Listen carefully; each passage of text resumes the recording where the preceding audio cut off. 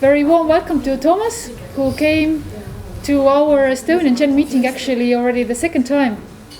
Yeah, and he's a good friend from ZEGG community in Germany, and a very experienced communitarian, and also a member of Gen Europe board and taking care of the finances of the European ecovillage network. So very warm welcome, Thomas, and you can say more about yourself and about your how you came here.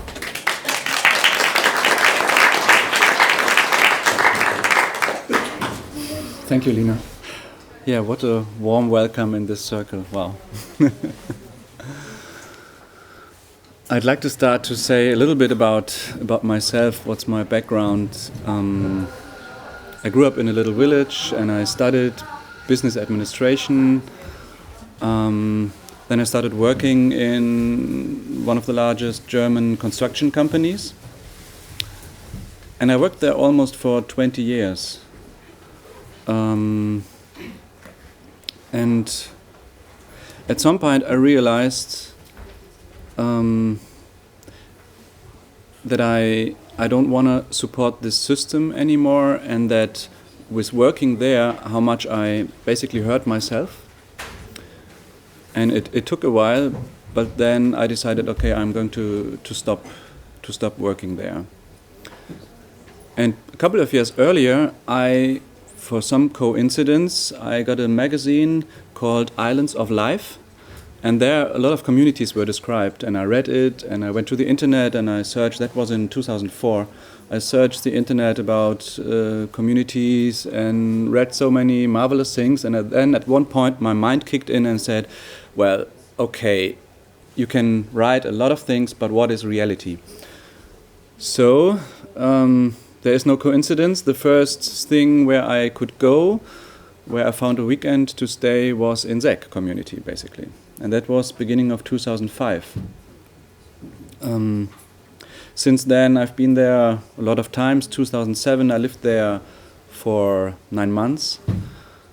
But I got from my former company such a good job offer, like really good money, 4 days a week, partly from home, company car, whatever you imagine in a way.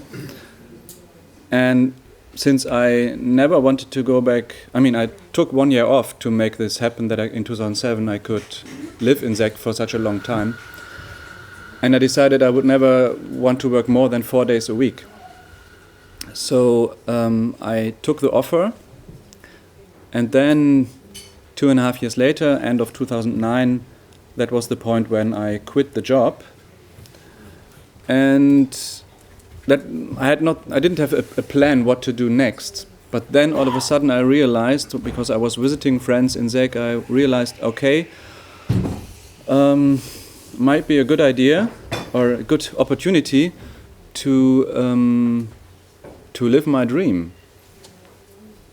So beginning of 2010 I moved to the community. And for the first year, I was working in the garden, which was really great. I was really fed up with this business job, and it was great to reconnect to my childhood, where I was working in the garden with my grandma, and to connect to the place itself. And then there was an election, similar to the one we did recently. For the new Gen Europe Council. It's kind of according to sociocracy. And during this election, me and my colleague Silke, we were elected to be the new managing directors. And none of us expected this outcome. I was helping out with business administration, of course, because that's my profession. And so we decided, but it was so much empowerment. I don't know whom of you, like Paavo, who've been to the election of the Gen Europe board, they know this. It's so much empowerment in this way of electing people. And so we decided, yeah, we're going to do it. And actually we are roommates as well. And so her husband said, well, then Thomas has to move out of our apartment, because then it's just job in our apartment as well. So it took a lot of consciousness to not to talk job in my apartment. And sometimes we do it too much and then we realize it. Yeah, maybe one more thing to this, my personal way in the community.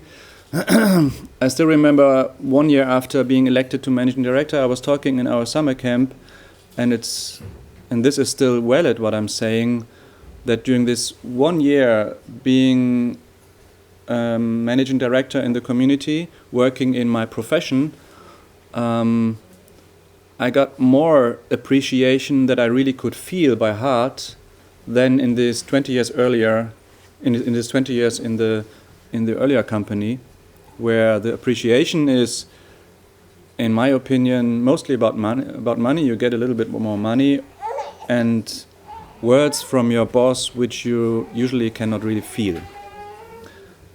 So I really found a new love to my profession, and after a while I saw okay, that's this as well is needed in community.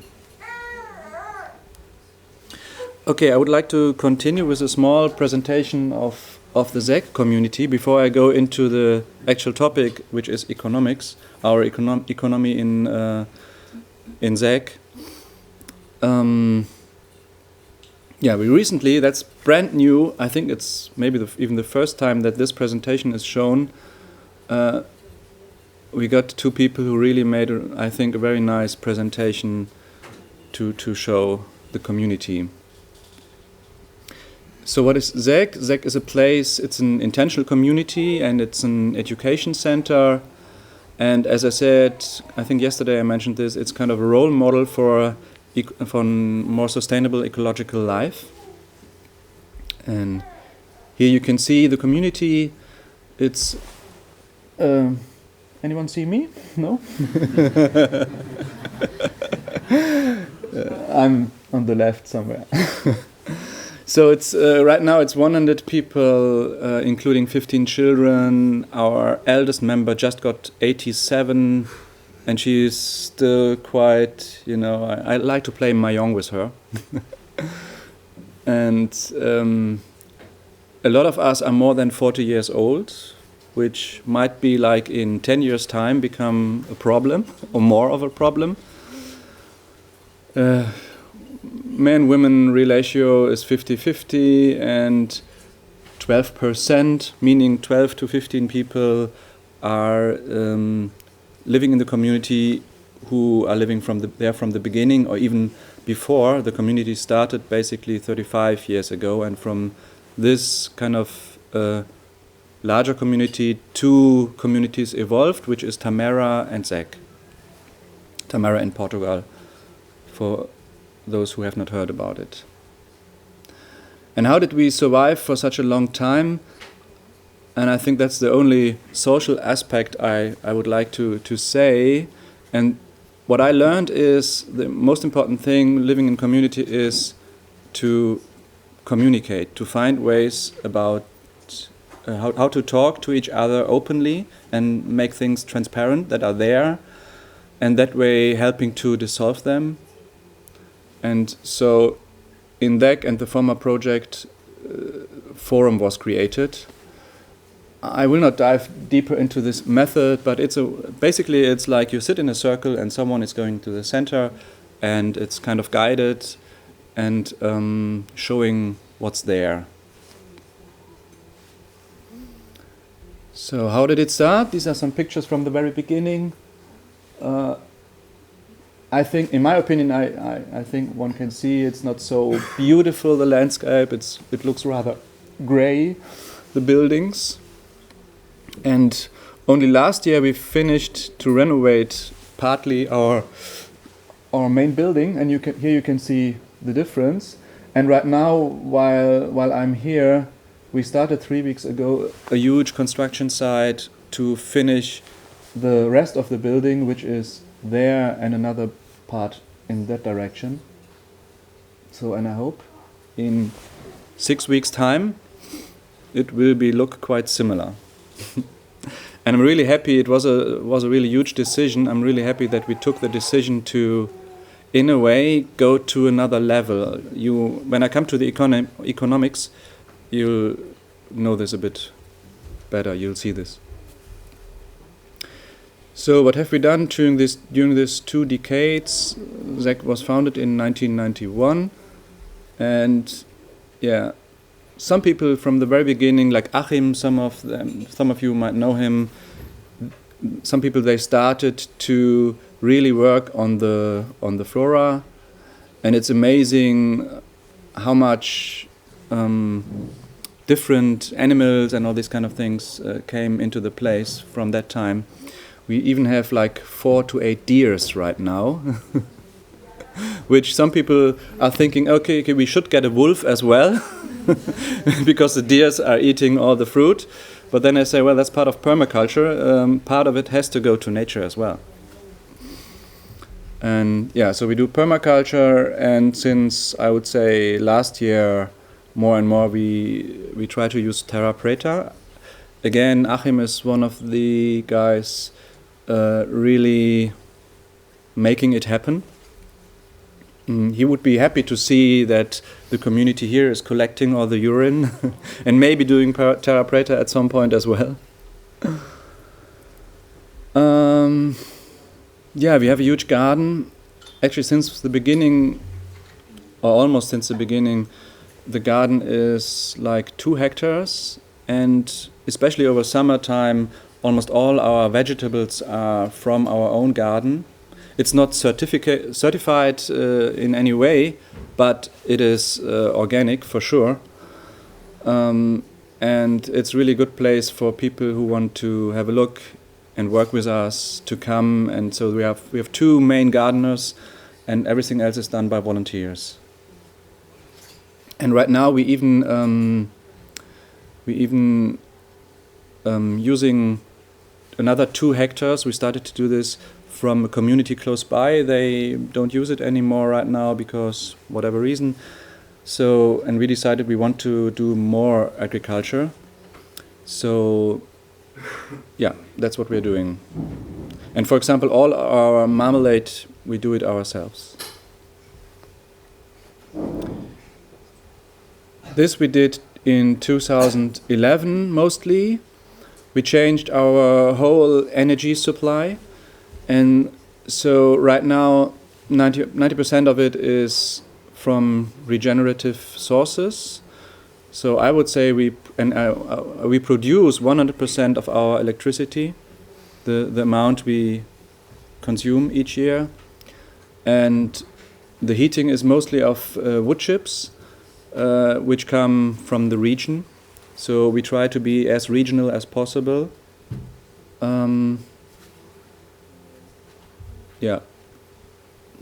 And and during the summertime, the hot water is heated with solar panels, and we have 3 co-creation plants. I don't know what the abbreviation CHP is, but it stands for co-creation plants, meaning with gas you run a turbine which produces electricity, and the 3 co-creation plants, they produce like 50% of our electricity. And the heat is going into the heating system and into the warm water system. And I think this is really a smart way to do it. Unfortunately, the gas is not renewable right now. We try to get this, but it's still very difficult to get really sustainable biogas, because mostly it's produced with food, and that's not the way it should be. So in the future, we have this idea with the local company who is supplying the gas, and we told them already that that's our aim, and maybe in 5 years' time we will go for it, to create this, to make how do you say this? Well, to start this together. As well, as I mentioned yesterday, we have a closed own water cycle. We have our own wells, and we have our own wastewater treatment system with plants. And so it's working really well since more than 20 years. And only recently, I'm really happy for this, there was the political decision made that we can keep it, because it's very regulated. Water is very regulated in Germany. So the local politicians said yes to this. And now the next step would be go through the bureaucracy. We shall see. My colleague is working on this. Yes, you had a question? Yeah. Do you have any idea yet, like what could be the raw materials for this truly sustainable bioenergy or biogas? Sorry. Yeah, it could be our own waste, or it should be actually. But I'm not really into the technical details. As far as I know, what we produce, I mean, we compost it on the compost, and so we could use it for biogas as well. But it's not enough for our needs. So I have no answer there yet. And as I said before, we try to be as regional as possible, and over the last 24 years, like people moved out from ZEGG and they started smaller communities close by, and right now it's even the region has kind of people think it's quite an alternative region. So people move to there even without knowing that there's a huge community supporting it and being there. So it's really kind of a self-going system meanwhile. And I would say over the last 5 years, more consciously, the cooperation started with the region. In the past, it was, I would say, ZEGG was a lot self-centered. I mean, we are running a huge business. It's the seminar business, and it takes a lot of time and energy to do this. We have 16,000 overnight stays each year. That's about 5,000 to 6,000 guests. Each weekend there are 60 to 100 guests in our community, so it's really a lot. And I think this is partly the reason why, there was not so much outgoing to the region. And this changed over the last 5 years a lot. Maybe as well because we had this huge construction site. I mean, to change the energy system, that was a construction site with a value of 850,000 euro. And again, we tried to work with local companies, even though they might have been a bit cheaper. We tried to employ them. And actually we got a really good quality up to now as well. And similar right now with the construction site of the main building, we work with a local carpenter company, a local company who's doing the tiles, and it's interesting. Someone from my community who watched it and he said, "Wow, it's interesting to see those people." Actually, it's kind of those people working for the construction company. They are locals. And they're really curious what we are doing, because you have to know in the past the place was like an espionage center of the former Eastern Germany state. They trained the spies there, some special spies, and so it was like a white point on the map. No one was, allowed to go there. And now this hippie community moved in 24 years ago, and nobody wanted to go there. So it's really interesting that the workers on the construction site, that they are curious, and it's kind of another way of connecting to the locals. So yeah, it's really we like the guy who is in charge of the construction site from our side. He set up like once a week a meeting with cake and whatsoever and coffee to really connect. Yeah, ZEGG is of course engaged in Gen. We are founding members of Gen Europe 20 years ago.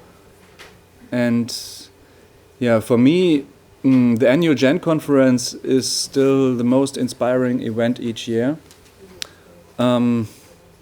So next year it will be in Atera, which is in Spain. A new community started, I think, 2 years ago. And it's 40 kilometers south of San Sebastian. And if you get the chance, it will be much cheaper than in Finton, and I think even in ZEGG last year.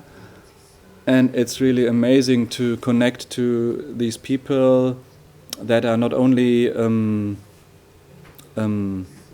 telling about a dream, but they are living the dream. 80% of the people who are coming there, it's really they live their dream, and that's really amazing. And for me, very inspiring, and as well to know that we are not an island. You know, each community is set up somewhere, but there is this common ground we all have. I said this already. Yes, and this is a very important step we took beginning of the year. You know, in the past, what the community did when they started the community, they started an LTD, which is officially the money-making company, but of course the money was always invested there and not going to whoever was the stakeholder of the company. But last autumn we decided, okay, we will really try it to become a charity, and from the beginning of January we achieved this charity status. That was a huge project, actually, of myself, some others, but I was kind of the project manager to make sure that we can do it. And we could do it because we had to have a really good tax advisor right now. And there was a donor who would say, you know, if I would give you 100,000 euro, it would cost me 200,000 because of the taxes. If you are a charity, I can deduct the 100,000 from my taxes, and it cost me only 50,000. So four of us were in this meeting when he said this, and we were saying, okay, wow. So we did it, and he gave us this 100,000 euros. So that's how we could start the construction site of the renovation of the roof of the main building. So yeah, still very impressive. And that's how I would like to switch to economy, because I think this charity status will help the community to be sustainable financially in the future.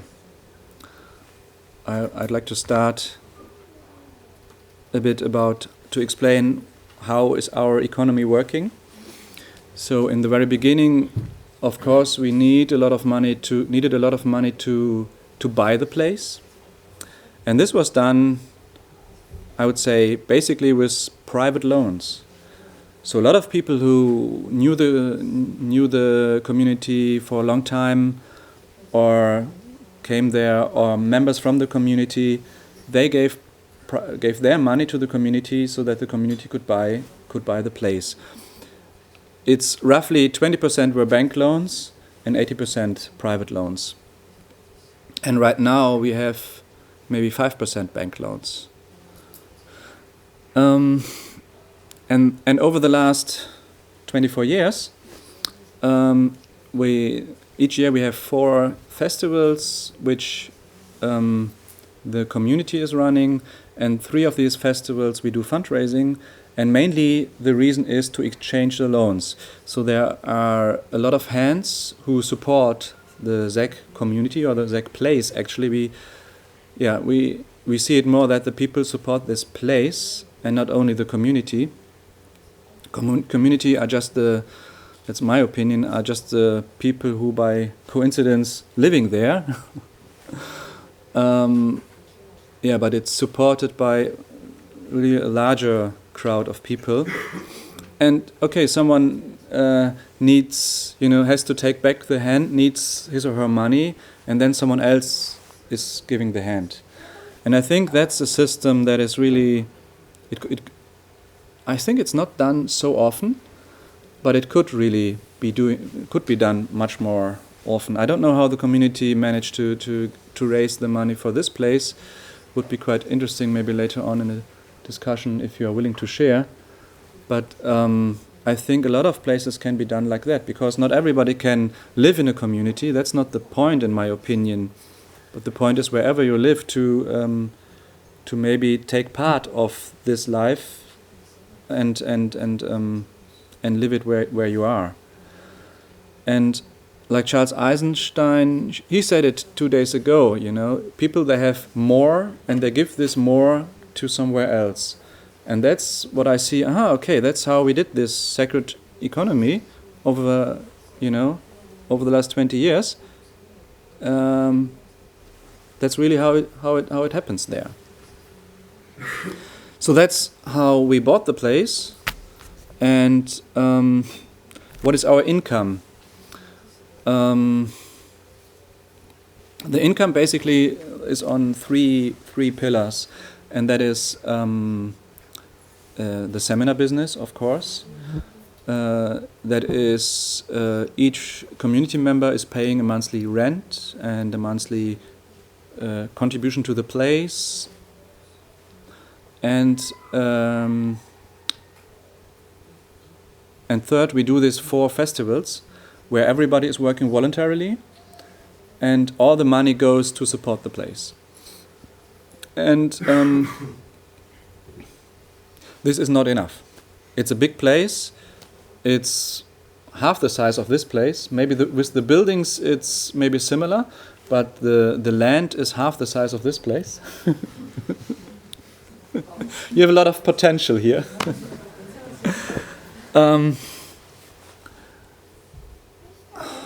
It's never enough, and a couple of years ago we were thinking in our management circle, why is that, and why it's always on the edge. And then we came to the realization that living in community takes time. It takes time to do all the social stuff, to connect to the people, to create whatever we would like to create. And of course, this is unpaid time. And this is time where the people cannot go somewhere else and work for money. So in the system, how it has been in the past, scarcity was kind of implemented. And so some of you might think, okay, so how did you manage to survive? And that is, and I'm coming back again to Charles and sacred economy, exploitation. We didn't exploit the nature, but we exploited the buildings. We didn't do enough renovations, and we exploited ourselves with, living on a tight edge, or whatever. Maybe not going on a vacation that we should go to regenerate ourselves, to be more resilient. And so that's my honest answer to this. And maybe some people in my community think differently, but that's my answer to what we did. And it's for sure not sustainable. And I can see this in several people living in my community. I mean, living in community, as I said, it takes time, and one important issue is that from this we create our festivals, we create what we would like to bring to the world, and we create that people come to us and do experiences, maybe for, like I in the beginning, being there for Whitsun Festival for 5 days, and I can still feel this, when I enter the ZEGG place, that somehow I can, in a way, stop doing what I usually do, follow the patterns, but do it maybe different. So, and all this is created from this community life, not all this, but the festivals, a lot of it. And the question is how to make it sustainable. And for me, to gain the charity status is one way to make it sustainable. 5 years ago, we received over 1 year maybe 4,000 to 5,000 euro donations. And then 3 years ago, actually I think it was 3 people who believed in this, because we were thinking people would really love to support us, but we don't have the money to fix the roof. I just show again the. So this over there, we didn't have the money to create this, and we didn't even have the charity status. So we started something. We call it 300 times 1,000. We asked our friends to donate 1,000 euro for 300 times. And in the beginning it was my colleague Silke, me, and Ina who believed in this. Ina, some of you might know her. And we received 220,000 euros only for this, without any charity status, without anything. And that way we could start and finish this. And it's lovely, really lovely, a lovely place to live, 7 rooms and 1 huge living room, kitchen room. And we created it in a way that in the future it can even be used as a higher level seminar rooms. So this is really kind of a long-term investment. And we did it because we could do it because we had so many supporters. And with the charity status, this is gaining. I can see this, and it's really like some spiritual teacher who is guiding us at some times. And she said, you just have to know what you are doing. The money is right behind the door. Just tell your friends and tell what you want to do. And that's what's happening right now. On our last Whitsun festival, we asked for money to support to finish the main building, and only through this one festival we got 35,000 euros, which is an amazing sum of money. No one expected it, and again, this is for me part of the sacred economy. That there is this place, and the place needs something. I really say it's not the community, it will just flow to the place if we need it, and if we say, that's what we would like to do. So for me, the charity status is the thing to create this 4th pillar to make life sustainable, to be able to maintain the buildings and even create new buildings. Right now, there was never built a new building, and we have this dream of building a new building that is kind of supporting community life. And there are a lot of ideas. For example, you come from the entrance and then you go to the living room kitchen, and not to the stairs going away to your private place, but going to the kitchen, and from there going to your private places. So that's one idea to do in the future, to invent or to give other examples what you can do if you are living in a community, being a role model for construction-wise.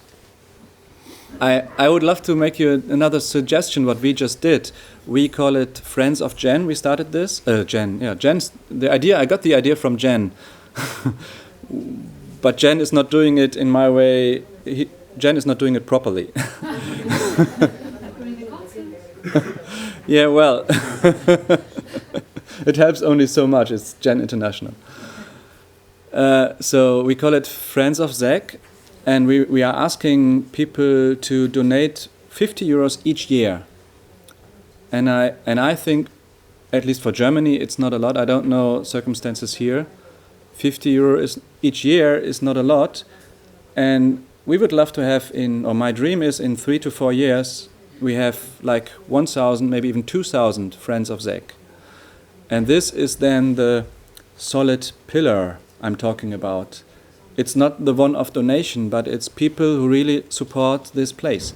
And I'm doing it myself. There's a organization, it's called Pro Asylum, and they support refugees, and I think they're doing really good work.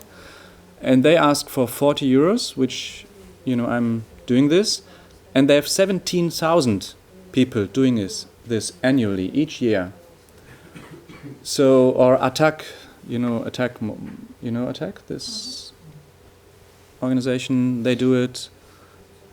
So it's really, I think that's really worth going. And I would suggest this for this place here, to create this friendship, and then maybe it's only 10 or 20 euros each year, but this gives the community like an income they can count on, and they can make plans and think, okay, we have this 5,000 euros annually, and we can create this year and this next year, and to grow. And of course, the community, I guess a place like this will always have happenings like this, and then you can gain from this, because the community is sharing their place. Kuidas te oma sõpru kõnetate? How do you talk or approach your friends? We do it during the festivals.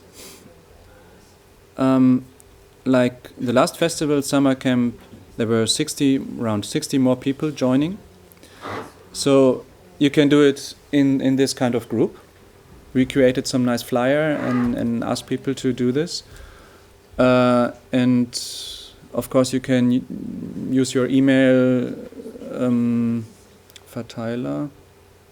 Well, the list where you send your newsletters, you can use this. And still we are learning. So I don't have a complete answer, and I'm not really fundraising guy.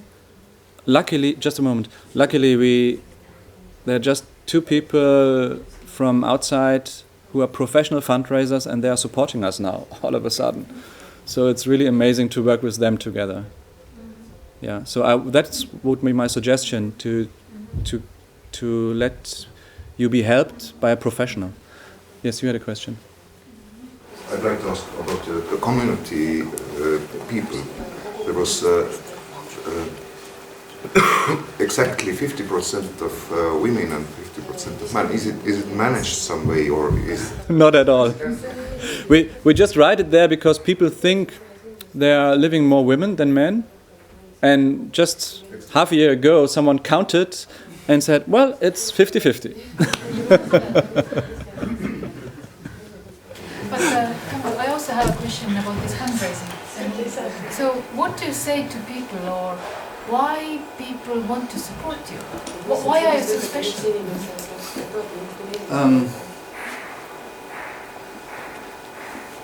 Why are we so special? Yeah. I mean, what is the higher good you're doing? I mean, if I support the refugees, I sort of perhaps understand why I should do that. But why should I support ZEGG? It's not really formulated in good words that are so eloquent. But it is kind of, I can only say my only personal experience. When I came there, how do you say this? I could experience myself in a completely different way. I could learn a lot about myself, which I think it started something within me, in my personal growth. And this inspired me, basically, in the end, to move there and to support the community, to give back of this enormous amount I got there, I received there. So that's my answer to this. Yeah, or I just can make it more personal. Like being here over the last 2 days, I received so much.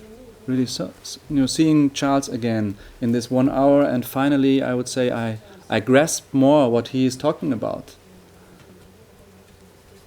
Just one example. Yeah, and that inspires me to support the place. And it's similar in ZEGG, I'd say.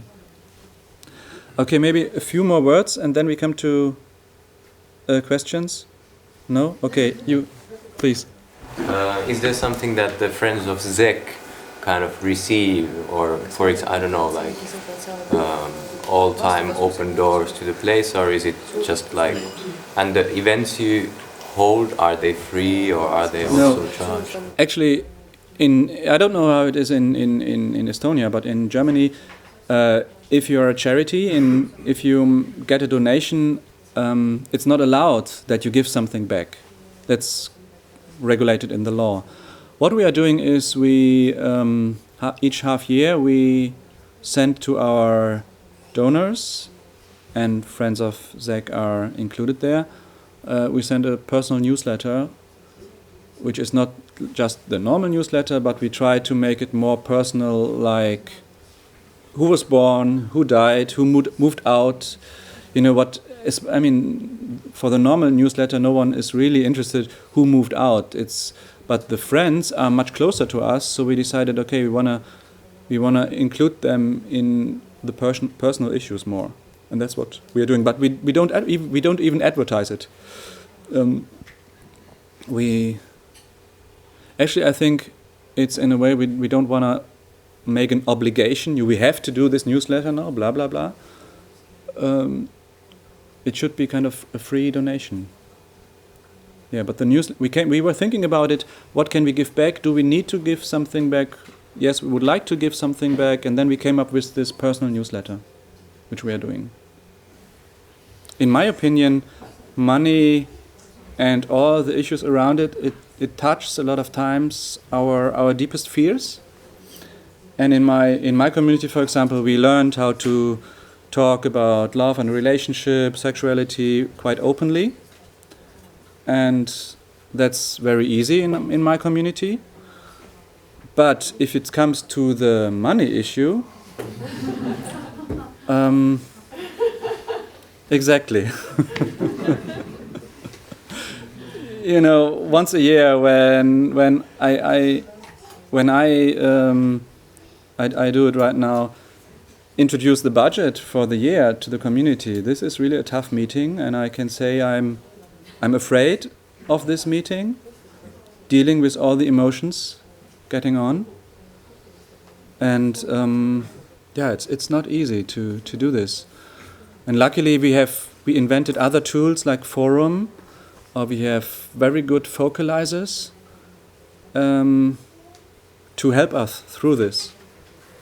So I never could do it alone, and I'm happy that there are, I don't know, always two other people maybe to help focalizing and to help dealing with the emotional issues, which usually are only where there are the small amounts of money where the explosions are coming. So my conclusion to this is be as transparent as possible if you're dealing with the money in your community or in wherever you are, and be as honest as possible to yourself when you're dealing with money. Maybe don't take it too personal. It's just money. I wanted to share something that I've experienced myself, and it comes to the idea of friends supporting, or a wider community supporting a place. Because I think it's the same, the community, the people come and go, but the place kind of offers something. And I've kind of seen or experienced something like that myself, and I know for sure that there are people who just want to support. They come, maybe once a year, maybe even less frequently than that. But they know what that place is for and what that place kind of offers to other people. And they just send support. And it's so nice to receive those envelopes. It really is. So maybe also for this community, one suggestion is that you can offer something. People come and experience, like this weekend, they kind of get the vibe and they see that there's so much kind of potential, or there is something that grows, and they just want to be part of that growth. And that system works. At least I've seen it work. Yeah, I totally rely on connect to this. Like it, as I said before, it's not the community, it's the place. Yeah. And I just remembered, when I wanted to join the community, I asked a friend to listen to me and see what's coming up, and I said, every time I leave, I'm in the train, I'm crying, and I want to go back. And why is that? I want to know what's inside me, what's making this. And she said, yeah, I hear this, but actually it's the place who's calling you. And I was, oh wow. So, and that was then I made the decision to move there. I saw I don't have to look inside. It's the place who's taking care of the place, and obviously for some reason now I was needed. Maybe it was because of this huge construction site that just started. And so this place is taking care of itself. Yes. I just wanted to share that, felt like if people want to become friends of ZEGG, they could just approach you now. And if people want to become friends of our community, it's very possible they could approach Lina. I even had this idea that, if you feel enough inspired during this weekend, come and become our friends, and your support is very much needed. In this way only the community can grow, and and we can put it like if you don't want to approach Lina, approach some other community members, or more anonymous version is that we put to the registration table, maybe Elo, you can show your hand, or approach Elo, and she can write down your email addresses so we can keep in contact with you and send you like bank details and everything, so you're very welcome. Et kõik on väga teretulnud meie kogukonda toetama ja siis minge Liinaga suhtlema või minge registratsioonilauda või teiste kogukonna liikmete juurde, et see oleks väga-väga kihvt, kui te saaksite ka tulla meid aitama, sest see idee on nagu seda väärt. Kas ma uudist kõige saan või? Kindlasti saab. Teeme. I want to ask if you're giving some courses in ZEGG and workshops, do you have to give some certification to participants too? And especially if now you became a charity center, is it in Germany, is it so that then you have to be giving certificated courses? No, there's no regulation there. You're a charity and you have to follow the purpose of the charity. So therefore it's a big change right now in my community, because before it was like the 4 festivals that was done by the community and maybe some smaller courses.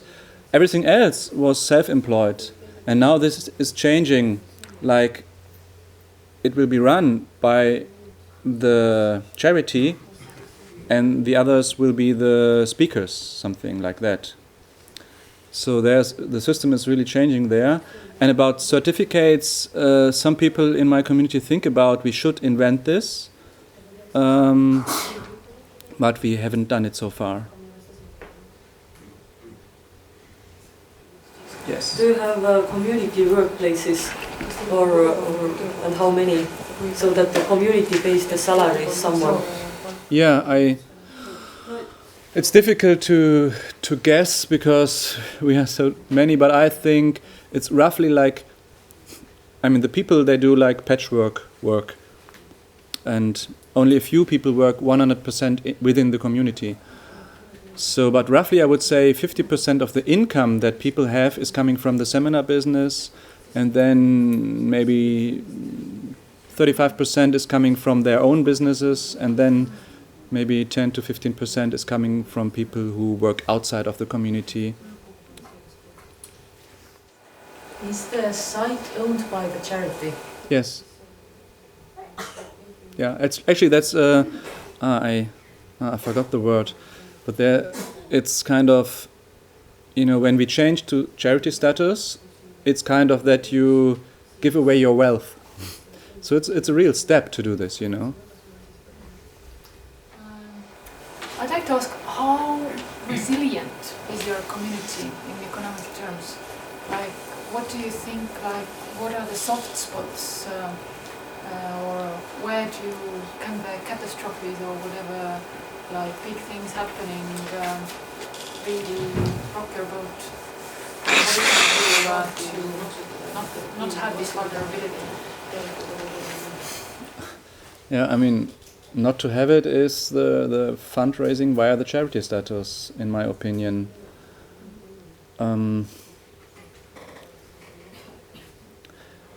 There's a huge diversity of courses, so I think there will always be courses, and we will gain money from this.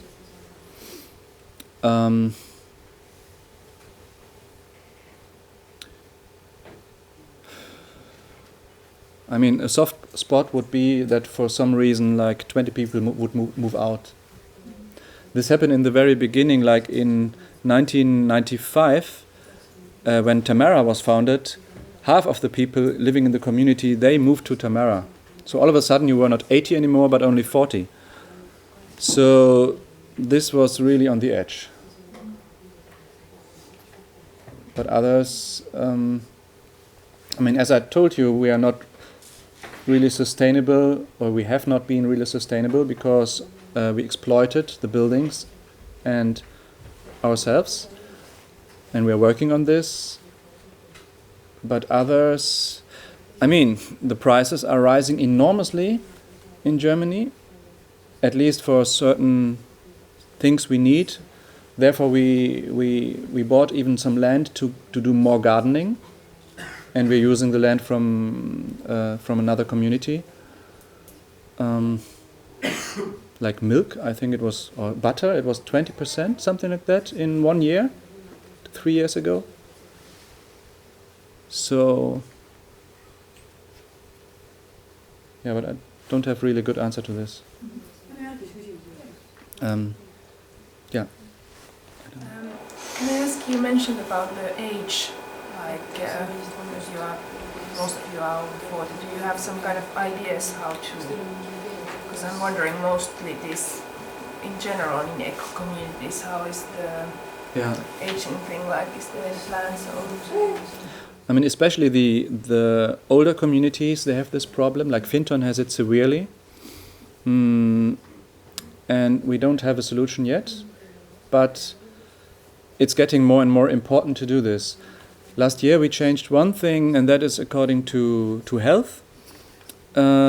Because if you get sick, and most of the people in ZEGG, they are self-employed, then you lose your income as well. So we made a commitment amongst ourselves, that's 60 full members of the community, adults, that whenever someone is getting sick, more than a week, then we will support this person with, everyone will support and share in with 15 euros. So therefore the person then has 900 euros, which is the basic needs. So that not on top of your health as well, you have the problem with your income. And that's connected to the health. And as for retirement, we don't know yet. We really don't know. There are some people who are into it. My colleague is pretty much into it. And we are connecting to other communities, especially in Germany. There's the idea of at least connecting the German communities to do something there. But yeah, we don't have the solution yet. And it's rather, maybe another solution is how to make it happen that young people move into the community. And actually over the last 3 years there was a lot of improvement there in ZEGG.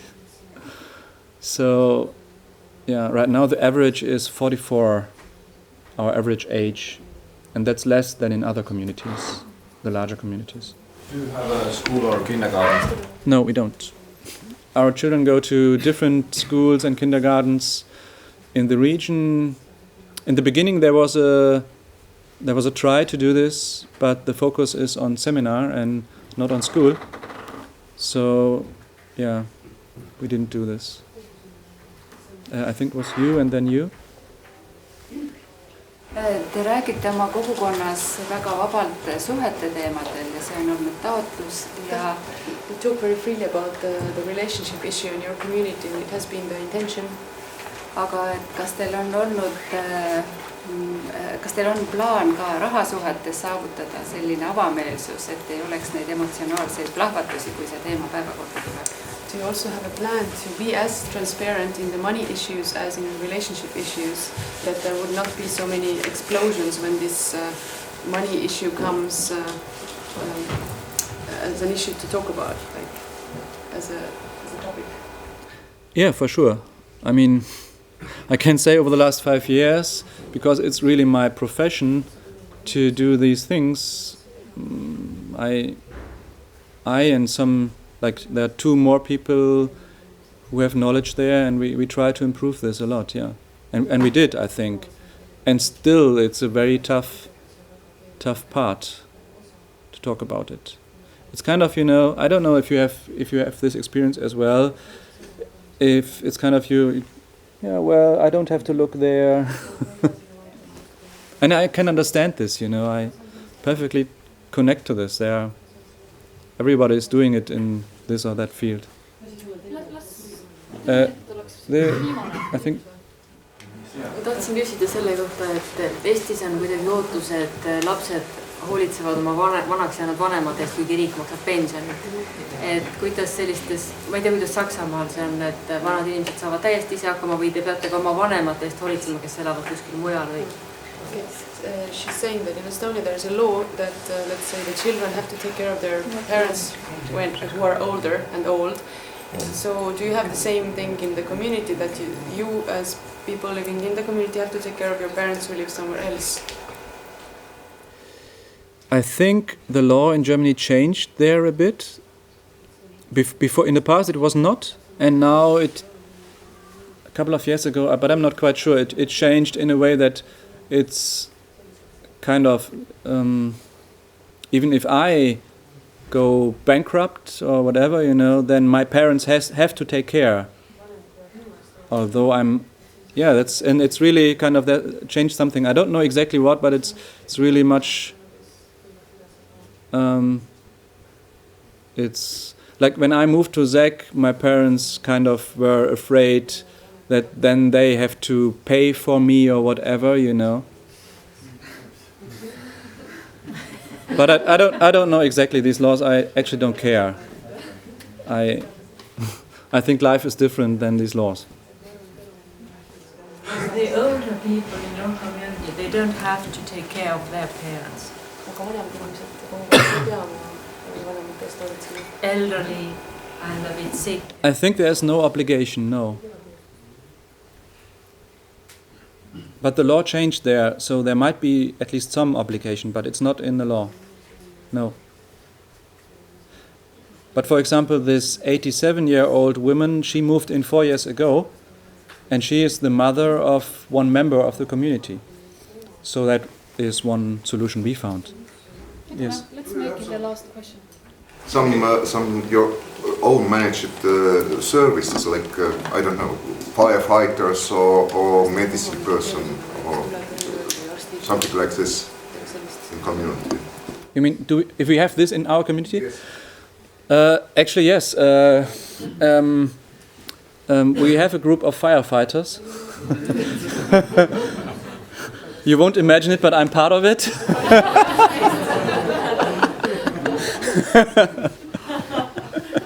I'm rather the guy who's running around giving the messages. So, we have this, and like. Just the firefighters, and so we train amongst ourselves, and once a year we do a training with the firefighters from the community, and so it's quite successful and connecting to these people. And for medicine, I mean, we have a lot of different kind of alternative medicines. I'm not quite sure if there's a doctor living, but we have a lot of homeopathy. What's the English word? So, and for example, we have 2 women who do a very good method for fixing your spines. Amazingly, so I just received it before I came here. So we have a lot of alternative to help us with the health, yes. Mul on üks võtan ühe, see on siuke oluline küsimus, sest me ise ka kogukonnas ja puutume sellega kokku majandusküsimus. Et kas teil on, et meil on vaja uusi liikmeid on ju kõigil kogukondadel üle maailma, et kogukonnad, et teil on ju, et täisliikmeks saada on mingi maks, et üldse kogukonna liikmeks saada, ja kui nendel noortel inimestel ei ole seda, et palju see on seegis, ja kui nendel noortel inimestel ei ole seda rahasummat korraga võtta, kas nad võivad kuidagi mingi tööga või mingite asjadega, et tulen koos traktoriga näiteks, et kas see on aktsepteeritav või peab selle papi ikkagi kuskilt saama ja kokku. Kuidas see lahendatud teil on? Et on keegi väga väärtuslik liige, aga tal ei ole kokku summat. Make your contribution in kind. For instance, if somebody is like very valuable and has something very valuable to offer to the community. Yeah, interesting. We just changed this because in the past it was, in my opinion, very low. Everybody who joined the community gave a donation of 2,300 euros, and to see the place where you are joining, it's kind of really, in my opinion, it's really low. So we change it now. Every new member has to donate 5,000 euros. Because, I mean, the money is really needed to support the place. And if someone doesn't have the money, I mean, it depends. We had, for example, one person, and we a lot of people from the community donated to him. So it's depends on the person and how is the connection. So the law is 5,000, and then you will see personally when someone comes and needs some special treatment. For example, if someone cannot go on vacation, then he or she would ask in our weekly meeting, hey, I would really love to go there, or I need a vacation, cannot afford it, or I would like to do this very expensive workshop, and usually the money is fundraised that way. So there is kind of sharing there. But if this when I come and I don't have this 5,000 euros, but I have a lot of stuff. Let's say I have my car, I have something. Can I put this thing? I would say yes. We never had the case, but I mean, yeah, it's just a thing. You know, it's not like. I think we are good in not following our rules. we try to. we try to see what's needed, and then maybe we do a forum, and you would say, I've got this car to support, or I can do extra work, or whatever. Yeah. Okay. Thank you so much, Thomas. Yeah, thanks a lot.